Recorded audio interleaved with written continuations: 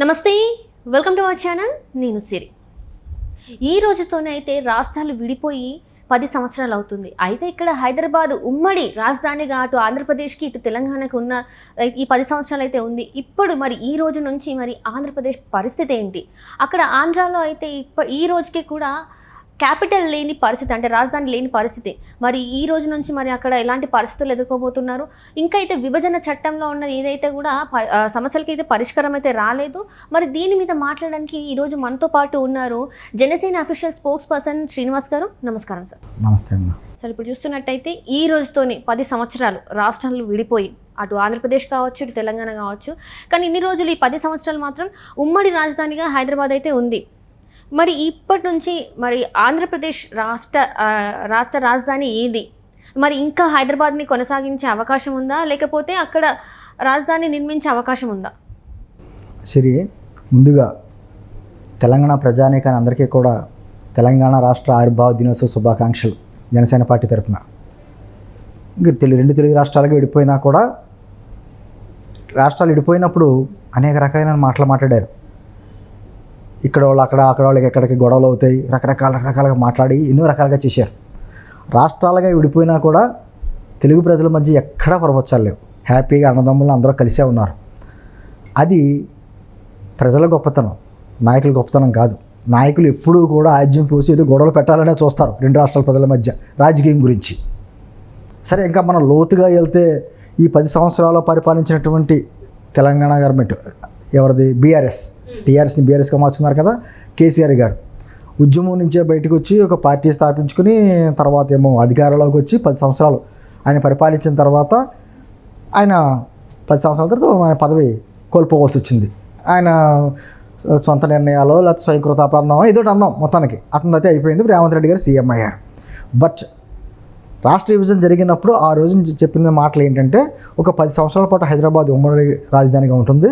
ఈ 10 సంవత్సరాల్లో ఆంధ్రప్రదేశ్ ప్రజలు, అక్కడ ప్రజలంటే ప్రభుత్వం, అక్కడ ఒక రాజధాని ఏర్పాటు చేసుకోవడానికి ఒక సమయం అని చెప్పి 10 సంవత్సరాలు ఇచ్చారు. కానీ దురదృష్టవశాత్తు ఆంధ్రప్రదేశ్లో ఏర్పడినటువంటి ముందు government, Telugu Desam party government Chandrababu గారి నాయకత్వంలో రాష్ట్రానికి ఒక రాజధాని కావాలని చెప్పేసి అప్పట్లో అసెంబ్లీలో డిస్కషన్ చేసి, రాష్ట్రానికి మధ్యలో ఉంటుంది కృష్ణానది పరివాహక ప్రాంతం, అందులోని పూర్వం ఒకప్పటి తెలుగు ప్రజల రాజధాని ఏదైతే ఉందో అదే ప్లేస్ అది అమరావతి. సిరి, నీకు తెలుసో లేదో ఆంధ్రులకి ఇది 13వ రాజధాని, తెలుసా?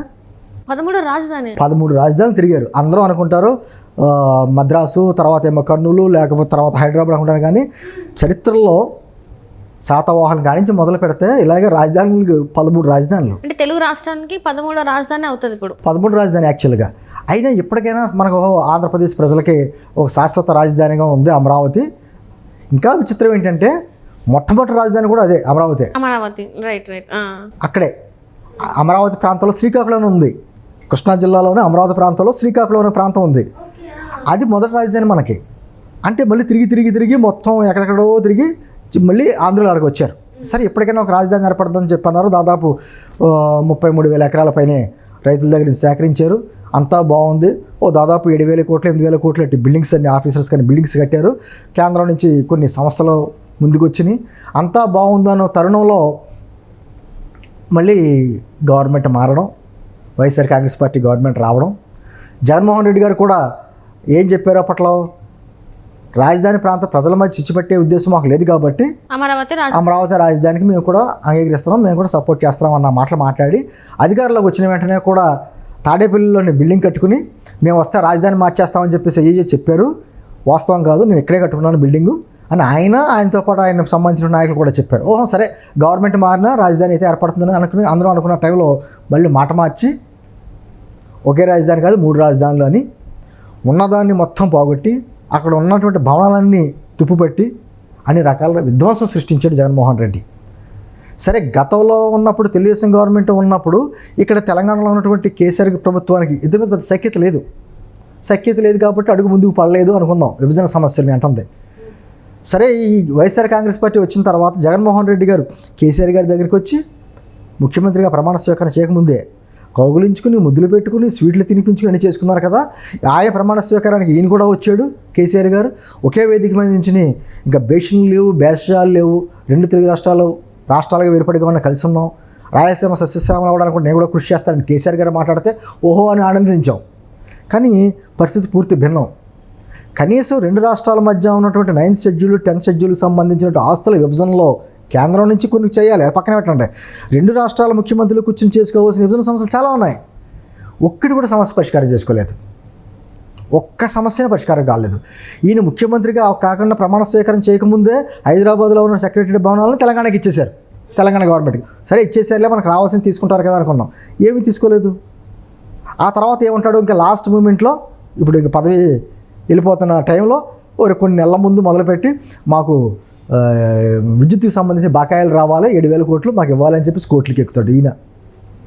ఆయనేమో కేసీఆర్ గారు మన ఆయన ఉన్నంతకాలమో మా కృష్ణా పరివాహక ప్రాంతంలో రాయలసీమ లేదు, మా నీళ్లు దోసేశారని చెప్పేసి ఆయన కోర్టుకు వెళ్తాడు. అంటే ఒక టామ్ అండ్ జెర్రీ ఆటలాడారు. అంటే రెండు రాష్ట్రాల ప్రజల మధ్యన ఈ రోజున శాంతియుతంగా వాతావరణం ఇన్ని సమస్యలు ఉన్నా కూడా శాంతియుతంగా ఉందంటే ఇక్కడ తెలంగాణ ప్రజల గొప్పతనం, ఆంధ్ర ప్రజల గొప్పతనం. వీళ్ళ మాత్రం క్లాషెస్ లేవు ఈ రాజకీయ పార్టీలు.